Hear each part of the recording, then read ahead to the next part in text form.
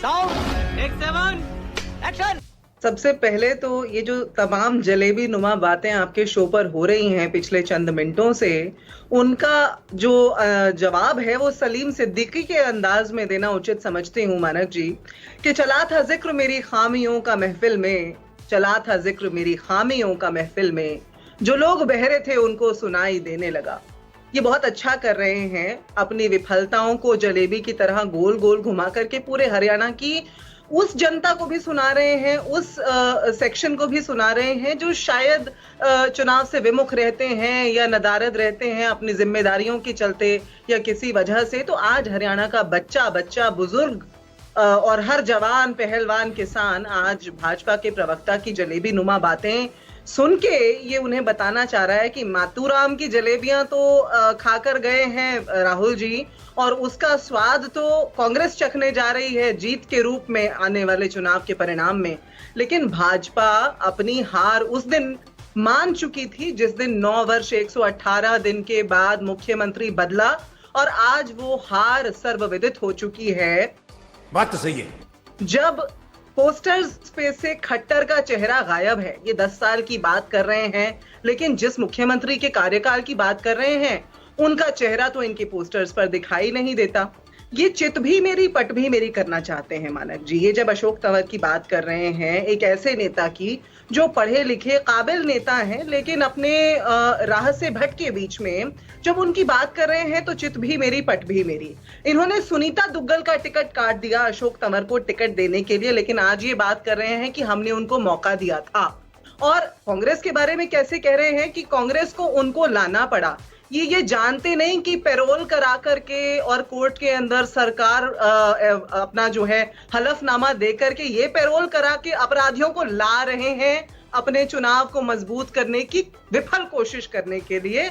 हमारे यहाँ तो दस्तक दी किसी ने, और जिन्होंने दस्तक दी काबिल व्यक्ति हैं, अपने घर वापस आना चाहते हैं। हमारे दरवाजे खुले हैं, हमने दरवाजे खोल दिए। ये अभी रोजगार की बात कर अच्छा, रहे एक मिनट महिमा जी, बाकी मुद्दे बाद में। मैं चाह रहा हूं कि जरा अशोक तंवर पर आप भी अपना स्टैंड क्लियर कर दीजिए। मैंने जैसे प्रदीप से पूछा, आप भी बता दीजिए कैसे नेता हैं अशोक तंवर। और कुछ अभी पता चलेगा। दिन पहले तक आप ही के नेता प्रवक्ता उनको दल बदलू कहते थे उनका जनाधार कुछ था नहीं, सब खत्म हो गया। आज वो बड़े काबिल पढ़े लिखे नेता हो गए, आज सारे दलित उनके साथ हो गए। देखिए, मैं आपके शो पर शायद अशोक तंवर के बारे में बात करने या आपके या किसी और चैनल के शो पर मुझे नहीं लगता कि मैंने बात करते हुए कभी किसी तरह की व्यक्तिगत टिप्पणी की होगी, क्योंकि मैं ऐसा समझती हूं कि राजनीति संभावनाओं का खेल है, मंशाओं का खेल है। और मैं क्योंकि अपनी ही बात कर सकती हूं और अपनी पार्टी के औपचारिक जो स्थान है उसकी बात कर सकती हूं, मेरी पार्टी ने कभी कोई औपचारिक वक्तव्य जारी करके किसी बड़े नेता ने, किसी कम्युनिकेशंस हेड ने, किसी मीडिया एंड पब्लिसिटी हेड ने कहा हो तो मुझे बता दीजिए। मैं बता रहा हूं आपको, बहुत सारे नेताओं के बयान हैं। जब भी कोई नेता पार्टी छोड़ के जाता है, ये तो महिमा जी तो होता ही है ना, आपको भी पता है, होता है। ये तो कोई छोड़ के जाता है तो पार्टी यही कहती है अरे कोई फर्क नहीं पड़ने वाला इनके जाने से। जब वो आ जाता है तो ये कहा जाता है अरे नहीं अब ठीक है, अब इनके आने से हमारी पार्टी बहुत मजबूत हो गई है। यही तो होता है। मैं आपकी बात से असहमत हूं मानक जी। मैं ये कहती हूं कि जब वो गए तो हमने ना उस बात का शोक मनाया, और कल जब वो आए भाजपा की रैली करके सीधा हमारी रैली में, हमारे नेता तो अपनी रैली कर रहे थे। हाँ। वो आ गए, जैसा मैंने कहा, हमारे यहाँ पर जो है जो प्रथा है, घर पे आए हुए को मोड़ा नहीं जाता। ये बड़ी अच्छी बात कही आप। घर पे आए वो आए, हमने उन्हें स्थान दे दिया बैठने का। अच्छा, एक सेकंड, बहुत बढ़िया। क्योंकि महिमा जी आप तो हरियाणा से ही आती है ना, आप तो हरियाणा से ही आती हैं, आपको कहानी पता होगी। जरा मुझे बताएंगे ये कैसे हुआ कि वो बीजेपी की रैली में थे और वहां से सीधे कांग्रेस की रैली में आ गए? ये अचानक हुआ क्या सब? देखिए, ये बात तो अशोक तंवर जी से पूछना ज्यादा उचित रहेगा, क्योंकि हम सभी अपने अपने कर्तव्य के पीछे आज की तारीख में देखिए चुनाव का इतना गर्म माहौल है, उसमें लगे हुए हैं। ये तो या तो भाजपा के प्रवक्ता बताएं, उनकी रैली से आए थे, कैसे हुआ, रास्ता कैसे भूल गए, और या अशोक तंवर जी बताएं। लेकिन वो काबिल व्यक्ति हैं, इसमें कोई दो राय नहीं है मानक जी। और ऐसे काबिल व्यक्ति को भाजपा आज चाहे जो मर्जी कहना चाहे, लेकिन उन काबिल महोदय ने, अशोक तंवर जी ने एक बात बड़ी स्पष्ट कर दी है।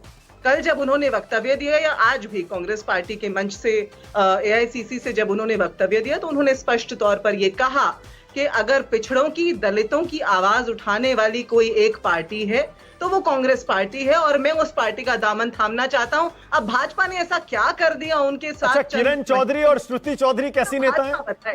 किरण चौधरी और श्रुति चौधरी कैसी नेता है? मैं तुम्हें अभी समझाता हूँ। ये देखिए, ये तो आप ऑपरेशन लोटस से वाकिफ हैं मानक जी बहुत अच्छे तरीके से। आज तो पूरा विश्व बहुत अच्छे से वाकिफ है कि भाजपा की राजनीति किस तरह की है।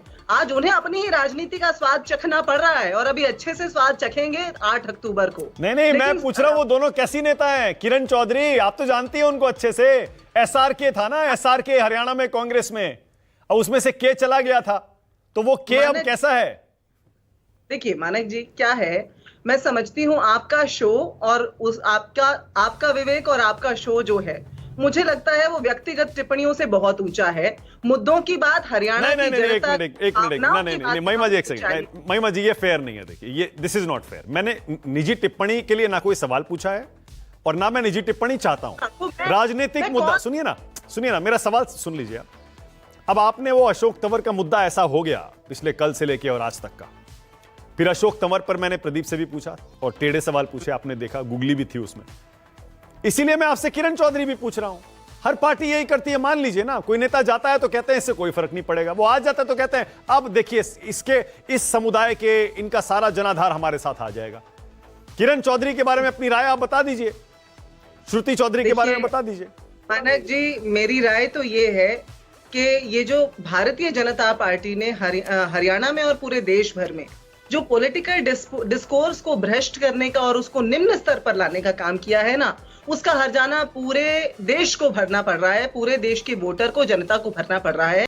सही बात है, ये ऐसा नहीं होना चाहिए। किरण चौधरी की आप बात पूछ रही हैं, एक विरासत वाली नेता हैं। श्रुति चौधरी की आप बात कर रहे हैं, एक दौर में जो है हरियाणा की यंगेस्ट आइकॉन हुई, सांसद बनी, उनकी काबिलियत पर कौन शक कर सकता है भला।